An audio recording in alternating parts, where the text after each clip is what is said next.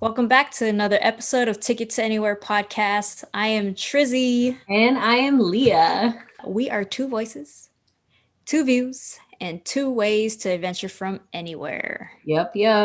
And as you know, we are obsessed with coffee and tea on our travels. We buy it wherever we travel. We come back, share the wealth with all of our family and friends. So today I homemade my own ube latte. I was gifted some ube milk from Umaga Coffee in Bakersfield, California. So pour a little of that, pour a little out for the homies, all the Filipino homies, and then I make espresso in my mocha pot, top it off, and you have yourself a delicious ube latte. Nice. My tea today is actually coming from a California place as well. It is a green tea and lavender loose leaf tea from Percolate, which is a super bomb boba place. I don't know if you guys been there. It's in Santa Monica. I've gotten a lot of my bobas during the pandemic there. And yeah, they also have like a bunch of loose leaf as well. So I bought 2 packs of them. So that's what I'm drinking right now. So we just did a solo episode. Sorry, we call them duet episodes because it's the two of us. And it was our 20th episode. We wanted to celebrate, bring us back on because the feedback we've been getting on our social media is that you want to hear more of us, which we're so grateful for. We love being able to help you, inspire you. So we talked about our new slogan, two voices, two views, two ways to adventure from anywhere. And we basically broke down how each of us travels, which is very differently from one another. Yet here we are. Thank you again. And if you haven't left us a review on Apple, go ahead. Like, we love hearing feedback. You can also DM us on Instagram, on Twitter, on Facebook, and let us know what you think of our episodes. You could shoot us an email as well. And with that said, please enjoy the episode. Hey there, it's Trizzy and Leah, your hosts for the Ticket to Anywhere podcast. We created this travel podcast for you, who's just as obsessed with exploring the globe as we are. We each travel a different way and even have different work schedules, but every episode we aim to widen your worldview, inspire you to consider a destination near or far, or learn from others. With us, you can adventure from anywhere. Keep in touch with us on social media at Ticket to Anywhere Podcast on Instagram, Facebook, Twitter, and TikTok. Never miss an episode by subscribing to Ticket to Anywhere Podcast on Spotify, Apple Podcasts, Google Podcasts, Stitcher, and Pocket Casts. And hit subscribe to follow our visual podcast on YouTube. Two voices, two views, two ways to adventure anywhere. So this is our new official slogan. We really wanted to whittle down who we are, what we represent, what you're going to hear on every single episode. And this is quite a special episode for us because it is number 20. We've been doing this since October 2019. And as you know, if you've been following us, our episodes are a pretty big production value because we're both a visual podcast on YouTube. And then, we take the audio and slap it to your favorite podcasting platform, wherever you listen. So we're excited to do number 20 for you guys. And we know we're going to keep going for another 20, another 20, another 20, another 20. And Trizzy, did you know that 50% of podcasters don't make it past episode 7? Ooh, I didn't know that. So here we are. I think they're counting shows. Like 50% of all the podcast shows out there don't go past 7 episodes. Wow. Yep. Man, that's where all the juices were flowing for us after our 7th one. We were like, exactly. Yeah. Because we were in the pandemic. We were like, let's pivot. Let's figure something out. Yeah. So, I felt like that's where we grew. We got grown then. We hit puberty. Yeah, exactly. We're like, all right, we came together to do this podcast, even though we both know we travel so differently from one another. We've been to almost completely different places. Right? Like, you're repeat Southeast Asia offender. I'm repeat South America offender. So we've explored different parts of the world, but together, that's what the cool thing is. I feel like we fill in all of each other's gaps, right? That's every episode is about how we do things differently from one another, our own experiences, and then we bring those guests on and we talk about our experiences related to what those guests told us. So that's why it's such a cool podcast, because you get kind of that budget, which is Leah, right? Or that mid-luxury point of view, which is Trizzy. Yeah. It's kind of like killing two birds with one stone when you're doing research. Like, do I want to solo travel or do I want to like go with my significant other? Like, what do I want to do? So, And so you are the significant other traveler. couple traveler. Couple travel, Trizzy over there. And then in this corner, you have a solo backpacker who stays at hostels like she's 19. Very much not 19. So with the couple traveling, it's what kind of sparked my travel bug too. You know, if I didn't have my SO with me, I don't have anybody dragging me out onto these international trips, you know. And me, I think I would be so scared to solo travel, so I would probably just like stay in LA in my little hole, my little bubble. So it helps to have somebody there, and it doesn't have to be like, you know, boyfriend or girlfriend, husband and wife. Couple travel could just mean like one of your best friends as well, that you want to constantly travel with, the person that's going to kick your booty into adventure mode. I've been doing couple traveling since 2013, and that is, it's just been like amazing. We grow together, we learn a lot about each other and a lot about the places that we go to, if we love it, if we hate it, if we're going to go back, are we going to retire there or not.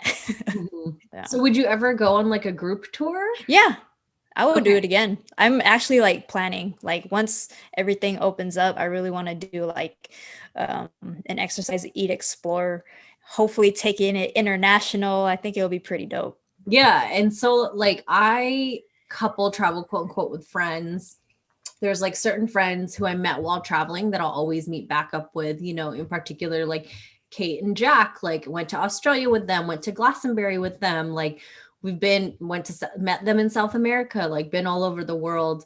But the funny thing about that is, that's what I love, is we met while we're traveling. So we have seen literally the worst sides of each other, and you know, in our highs and low moments. But I think when you're traveling, especially long term like I do, it's like really raw, and so it's much easier. And I've found a lot of people back home or a lot of people in my like older social groups like don't necessarily travel the way I do, right? So I've made those new connections over the past 5-6 years or so, and it's been amazing. And I meet people when I travel, but I usually go alone, or people will come out and meet me where I am, which I love. So man, that's cool. And that's like another thing that you're better at. You're good at socializing and talking to people, whereas when I travel, I'm kind of like to myself, or just to my SO, just talking, and I'm like hoping nobody talks to me. but I mean, travel is so different for everybody. Right. It's very personal. Like our, you know, good friend, the Wonder Word Jessica says, like, it's very personal. So, you know, do your thing. Travel is what you want it to be. The length of time that we travel, that's a big difference between us too. Yeah, I'm trying to get to your level. I really want that. I want that long term. You're about to go live in a van, so you're about to be skyrocketing past my level. So Leah does more of the long-term trip, which is about 3 months to a year. And I'm very short term, and I squeeze in as many countries as I can into 2 weeks because of my lovely 9 to 5 job that I'm so grateful for. Yes, absolutely. But the thing is, it's funny because you have to receive physical materials. Besides that part, if you didn't, you could totally do what you're doing on the road. Exactly. Yeah. If they could just block all of like the things that you need to be for in person in like a week or two, and then you could go off and work remote. Yeah. Hey, we got solutions. Can we come to them with solutions? I wish, but there's always like those last minute emergencies that pops up that just makes it not. That's like that's the industry, feasible. right? Yeah. That's the industry. Yeah. Exactly. Yeah. But so with me, I mean, the hardcore 9 to 5. I left that in 2015 when I worked for MGM Resorts in Las Vegas, and my whole world turned around because then I started learning. I became an accidental digital nomad. I started getting remote jobs because that's when, mid 2010s, early 2010s, that's when like remote work really started picking up, and Americans were kind of adapting to that. And so I went off, found a lot of remote work when I went off to South America in 2016 for the year. Moved to Australia the year after that in 2017, pivoted my career. So I've done so much long-term traveling. And when I travel, I literally say like, okay, I want to be gone for at least a month. Otherwise, for me, I'm like, why am I going? And that's just like personal. So the Philippines, I did a month, I did almost a month when I was London and Glastonbury. Like I spent 10 days in Guatemala and I felt like I left and then I was back already.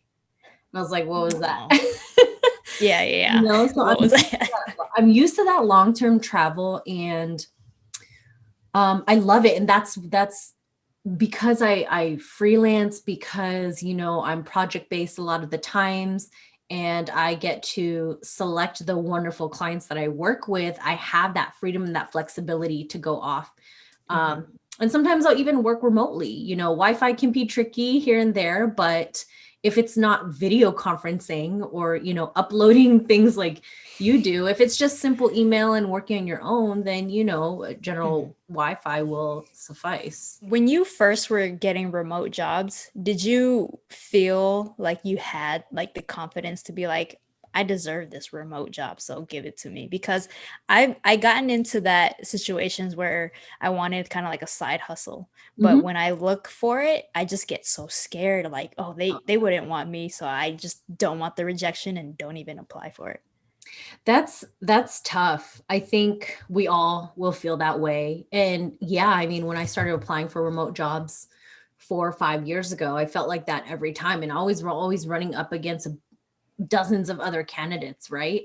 But I would build off, the experience that I had working in the corporate world for the past 5 years and really just try to sell myself and be confident in the role. And before I went off to South America, I actually did get my TEFL certification, like we talked about in 18 with Gestination, just as a backup. And that's also a touchy subject, is people thinking they can become teachers just because they speak English, right? Like that's a whole different topic, because teaching has to come from the heart, right? Yeah. So I did get a backup, and I did end up using, my certification, but I knew it probably wasn't for me long time. So I started looking for remote marketing jobs. And then I started doing, that was work for accommodation, but then I started doing, some event work when I was at the hostels in Peru at Loki and Wild Rover. And that set the basis for me to pivot my career fully in Australia. So that's right. Yeah. But it's tough. I think, I gained inspiration and confidence from a lot of different sources. I'm part of a lot of, career Facebook groups. I, look to different friends who have done it or done something similar, or even people who have just moved abroad to become an expat. And kind of built my own package of like how I should sell myself and how confident I should be in what I should say. Heck yeah, girl. So we are also different in how we eat. Leah, Leah actually, we're becoming seafood. way more similar. Oh yeah, similar in when I'm at home. Home cooking, yeah. Very similar in home cooking, because we're both vegetarian at home. Yeah. Right? Or you're trying to move into. Trying to be, yeah. And I've been very successful. I've been proud of myself. But yeah, when it comes to traveling, I'll go balls to the walls. I eat beef, chicken, but I mean, that's about it. Where did you try to ask for, didn't you say in the Philippines you tried to ask for beef recently and they didn't have it? It was Thailand. So they had chicken patsiu. Okay. And then I asked if they had beef and they said no.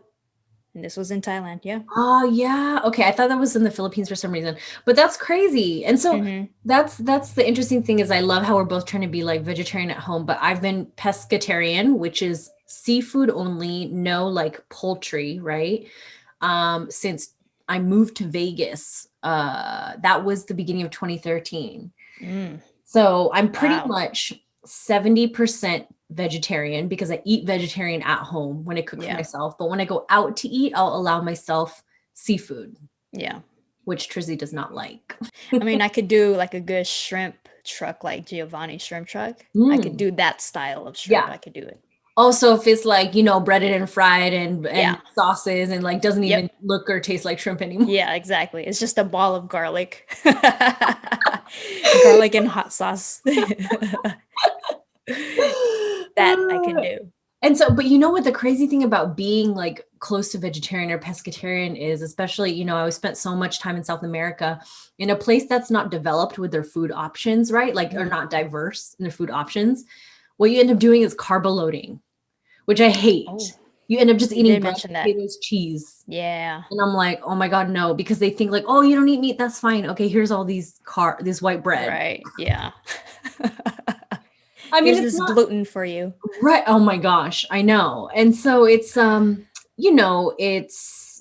it's pretty rare, but I think especially nowadays the world is just becoming so much more diverse in so many places, so a lot of options. Yeah. But when I say I don't eat meat, that means I want to eat a lot of like plant-based protein and vegetables.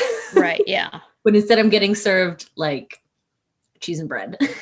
And then another way we're different is night owl versus early bird. Early bird. Yes. I wake up before sunrise, not wake up at sunrise, just because I don't like huge crowds. I don't like to deal with people. And this is pre-pandemic too. Mm-hmm. You get your day going already, and then you finish a little bit earlier, so you have time to just chill at the resort and then go to sleep early, wake up early again. Do it again. And you usually fit like working out or some yoga or meditation in there too. Yeah, exactly. It's always nice to do like yoga and meditation as the sun is rising. That's like the best. Yeah. I think maybe I've done that once in my life. Wait, maybe no, I haven't. I lied. I have never done a yoga meditation as the sun is rising. Pay me to do it and I'll get up. So you heard that, right? Yeah. That's what we were talking about before we hit record is that, because Trizzy notices, like, we obviously watch each other's travels. I'll wake up early and, early definition is very subjective if I need to. So if there's a tour that starts at 8 a.m. or if hostels freaking close their breakfast at 7:30 a.m., I'm so the type girl. I will run out there in my pajamas, like eye crusties in my eye, and grab a bunch of bread and cheese that I don't even like. Right? After you said you don't like carbo loading. Yeah. Grab a bunch of bread and cheese just because it's free food at like 7:28 and then bring it back to my room and then go to bed. And then when I wake up 2 hours later, I'm like, okay, I'm ready to eat my breakfast. You go, girl. You make that all inclusive. Worth it, okay? I don't like these hotels and hostels that are like, breakfast ends at 7 a.m. I was like, oh my gosh. Yeah, it don't make sense. It doesn't make sense. And so like when there's tours or like limitations like that, I'll wake up. But if it's like a free, or if I'm getting paid, right, to do something, then I'll wake up. But if not, then I'm like, I wake up, I like to take my time in the morning. And then it's not that I even try to be a night person. I just think I get so like, ooh, nightlife, like shiny nightlife. Yeah, and then I'm like out, and next thing you know, it's 5 a.m. and I'm like, whoa. Next thing you know, it's 5 a.m. and I'm running to hostel breakfast before it closes. You're sleeping with the bread as a pillow. Yeah. I think there's been like 2 hostels I've stayed in over 50 hostels in my lifetime. I think there's been 2 that have had breakfast until like 10 a.m. 2. Wow. I know. Huh. Most of them end by like 9. Most of them are like 9, that's it. And like 9 is like friggin' dinner time to them. I was like, geez. So I don't get me wrong. I love like the daytime tours, but I do love the nightlife too. So I think that's like the crazy part is like, I'll kind of try to do it all, which is also, that's tough. Yeah. Ooh. It kind of wishes that I had that travel bug earlier in my life. So I have that energy to do that as well. You never know what's going to happen. You never know when a pandemic's going to hit. Right. Yeah. So travel now. And I think that's been a lot of people's views the past years, that like, you don't know what life's going to throw at you next. So, Yeah. you know, do things, do things that your heart desires, but responsibly, right? Yes.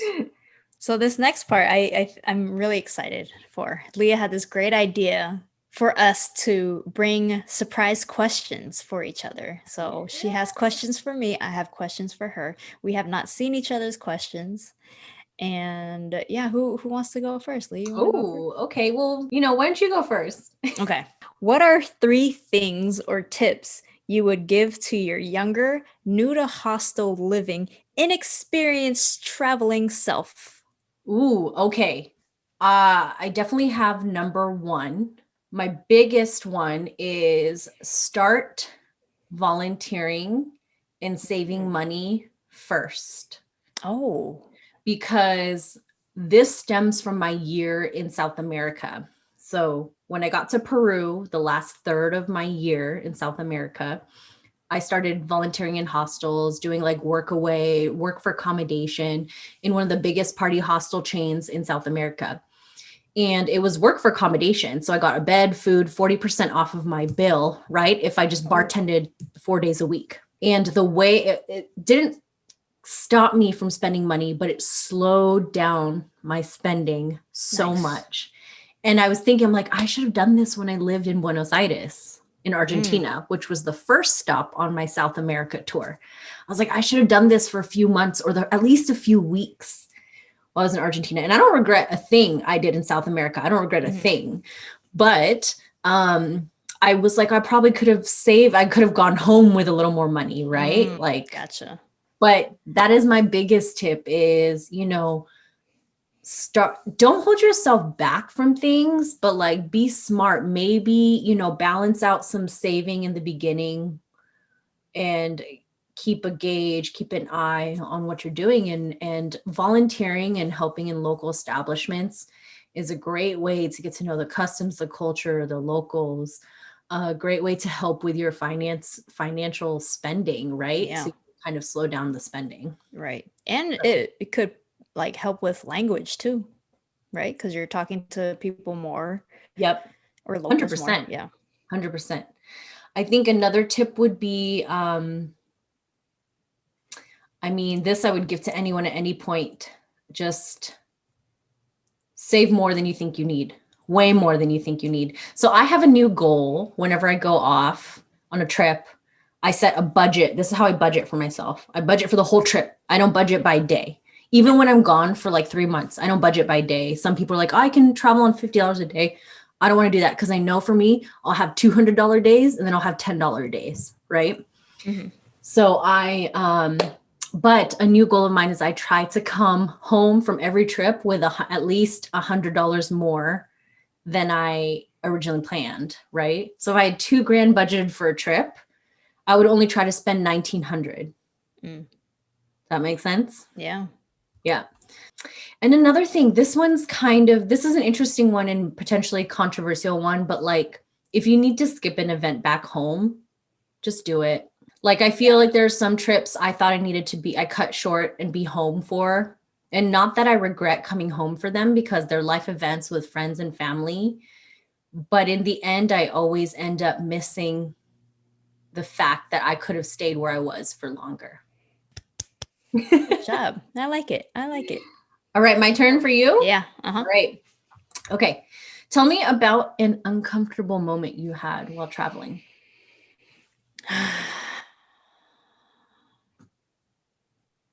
Oof. I know. Sorry. I started off with a hard one. One time I jumped off of Black Rock, which was in Maui. It's at a beach in the Ka'anapali side.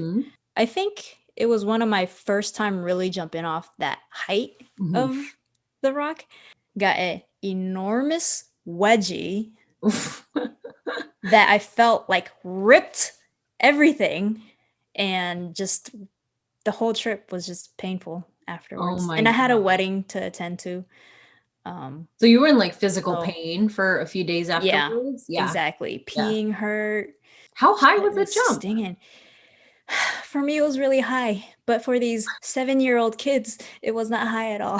Now I want to know. It was black. We can just look it up. Black Rock. Yeah, it's Black Rock. That's what it's called. And there's like a lot of sea turtles around that area. So we don't even go out that far in the ocean to the point where you can't really see the ocean floor. Mhm. But that was the area where you would see the turtles. And we had like a floaty with us and like those life jacket belts thing. Mhm. Mhm. And so my boss before I left the trip, he was like, jump off of Black Rock, do it. And I was like, okay, not even thinking. Yeah. And it doesn't help with these like obnoxious 7 to 12-year-old kids saying like, just jump. It's not that scary. Go, just jump. And I'm just like, boy. No.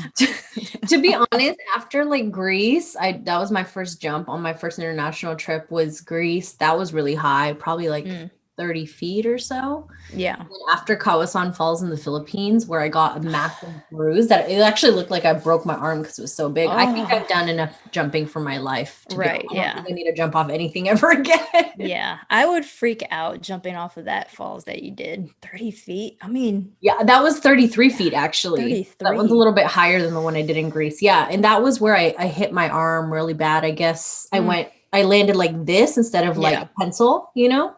Oh, I see. That's why.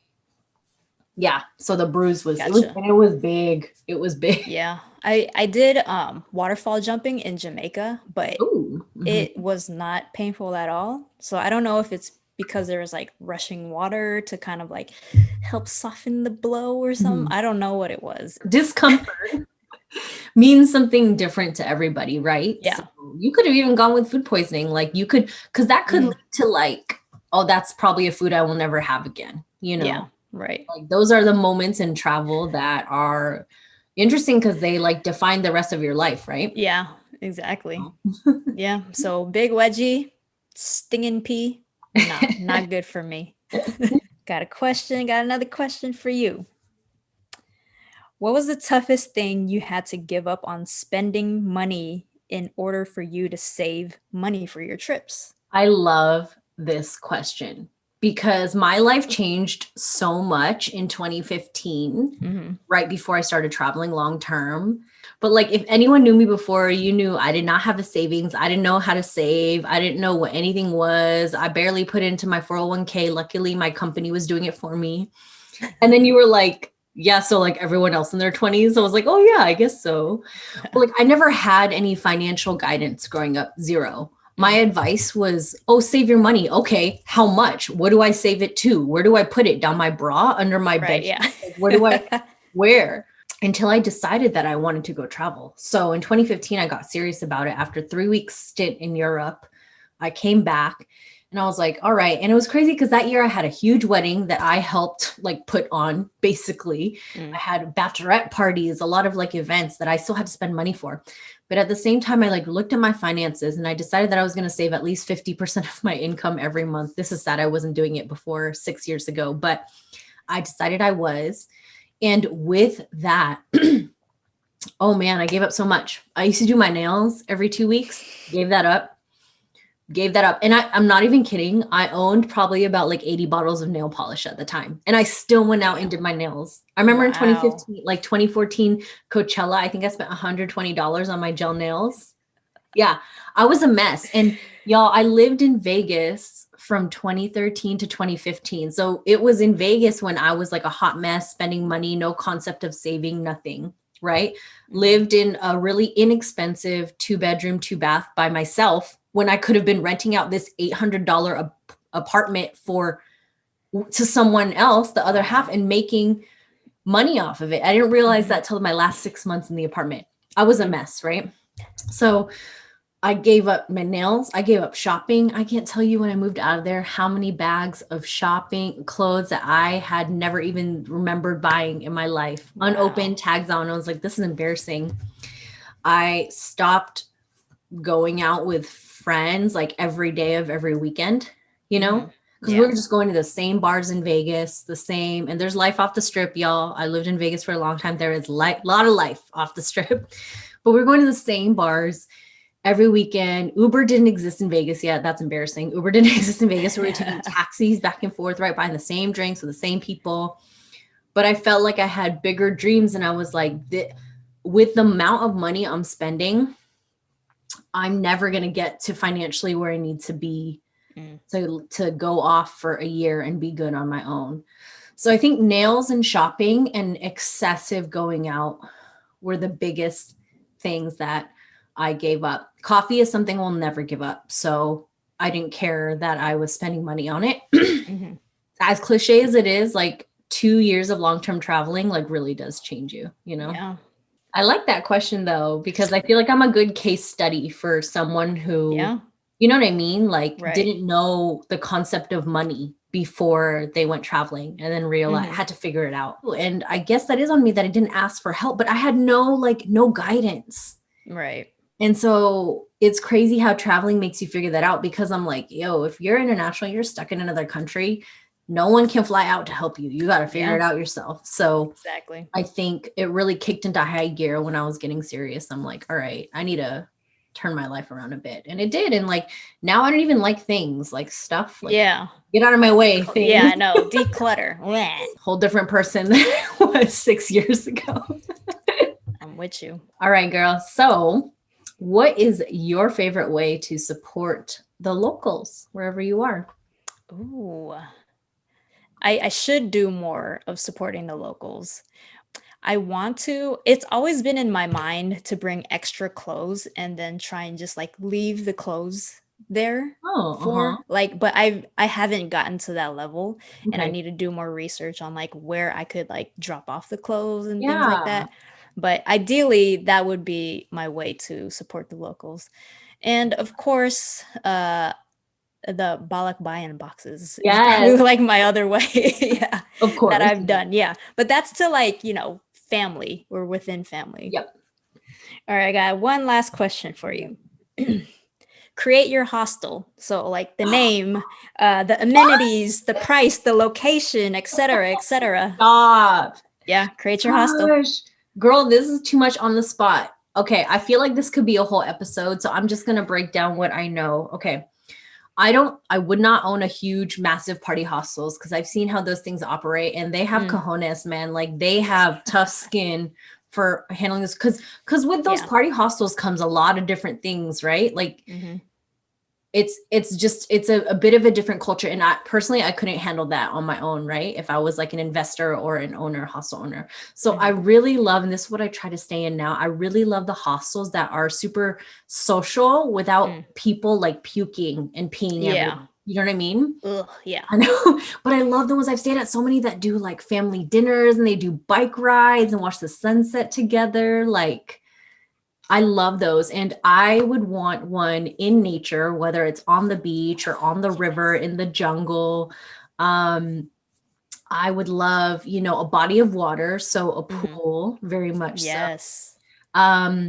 I would want like a medium-sized hostel. I've stayed in hostels, you know, like Loki and Wild Rover had between 100 and 300 beds. And that doesn't include the capacity in the bar. So that's a lot of people at a hostel at once, a lot of people to keep track of. And I've stayed at really small hostels that are like 40 people, which are great because you get to like know everyone, right? I definitely want there to be options of activities. Like I'd love like a movie room, a patio, a courtyard, a coffee shop. Oh, yes. Non-negotiable must be a coffee shop.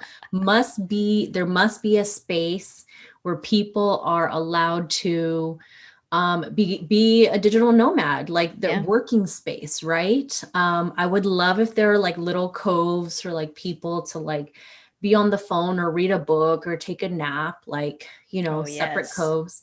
Must be a coffee shop, but I also want there to be a bar. So maybe it could be coffee shop by day, bar by night. I like that. Or coffee shop, bar hybrid. I really love that. And like pool table, because I love playing pool, but like a lot of options for people. I want there to be a book exchange, you know. One of my favorite hostels in Brazil, which I actually think they closed down. They're called Lemon Spirit in Rio de Janeiro. Every single bathroom on every floor had, every door was a toilet and a shower and a sink. So a lot of the communal bathrooms you see in hostels are like, everyone shares multiple showers and there's multiple sinks and there's toilet. It's all like a locker room, right? Yeah. What I loved at Lemon Spirit was like it was like 5 bathrooms next to each other, but your own bathroom. Oh. So I really love that. But yeah, I think I'd want maybe a smaller hostel, like between 40 and 60 beds. I'd love Mm. there to be lots of activities. Um, be one with nature. Oh, I've stayed in so many hostels that have a bomb kitchen, like a Ooh. special menu, bomb kitchen. Nice. I don't think I'd want it to be. I've also stayed at hostels that have like 10-page menus. I don't want that. Maybe like 2 to 3 pages, Right. but have specialties, Yeah. So I want my hostel to be a place where people can be social and really know like what it is to live life by having that community. I'm really big on community. I'm really big on Mhm. coffee. Um, really big on meeting others, and I want to create a space for that. And if people want to stay a bit long term because they're working remotely, because I've done that on my travels, like I want them to be able to do that too. So strong Nice. ass Wi-Fi everywhere, routers everywhere. What time would your breakfast close? Oh girl, 11 a.m. 11 a.m. My breakfast would close at 11. And it would be like 5 a.m. to 11 a.m. so that people like you who get up before Mhm. sunrise can go eat breakfast. I want a hot breakfast too. So I want Yes. some eggs there. Yes, please. So my last question to you, Trizzy, what other city in the US would you want to live and why? Scottsdale, Arizona, or I should say Ooh, Phoenix, Arizona. Yeah. girl. Okay, I was not. You weren't expecting Tell us. that? I was not expecting that out of you. Tell us why. Tell us why. So when I was younger, I played on a AU team, which is a elite level over like rec league basketball team, and Mhm. we had our first national tournament in Phoenix, Arizona, and we ended up fifth place out of 75 teams, so we were fifth place nationally, Wow. and that kind of like sealed the deal of like why I love Phoenix, and I love heat. I love dry heat. Mhm. Um, love cactuses for some odd reason, even though they're extremely dangerous. And since then, I've never been back until 2017. Stayed in Scottsdale, stayed at a resort, and I just kind of love how the resort life is like. It's very peaceful. It's next to huge mountains that you could go hiking at, Mhm. and it's kind of just a chill lifestyle to have. And Mhm. supposedly it's cheap to live there. So if Mhm. I want to retire, that could be an option. I like that. I Yeah. like it. Love the desert And also. yeah, and like their hiking areas, Arizona throughout, you get Page, you get what is it, Sedona, and they're just like the Red Rocks are just amazing. So Yeah. I'll choose Red Rocks over like gray rocks. Yeah, of course.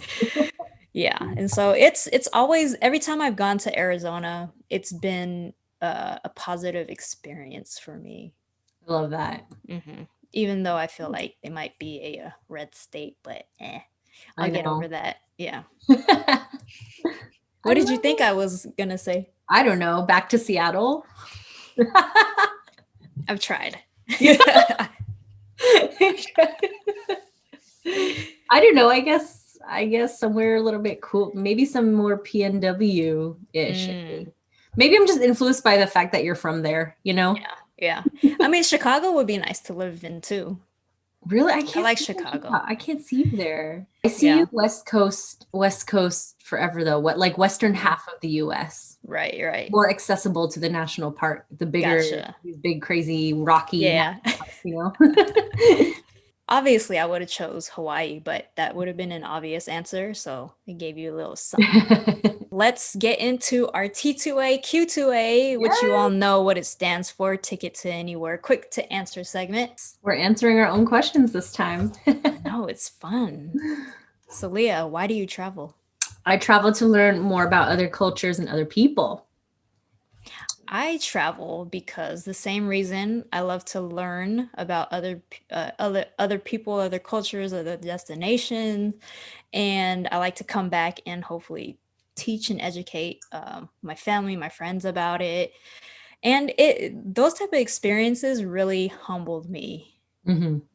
Wow, you just had to one up my answer. You're like, I agree with your answer, but But let me sprinkle a little yeah. fairy dust on it.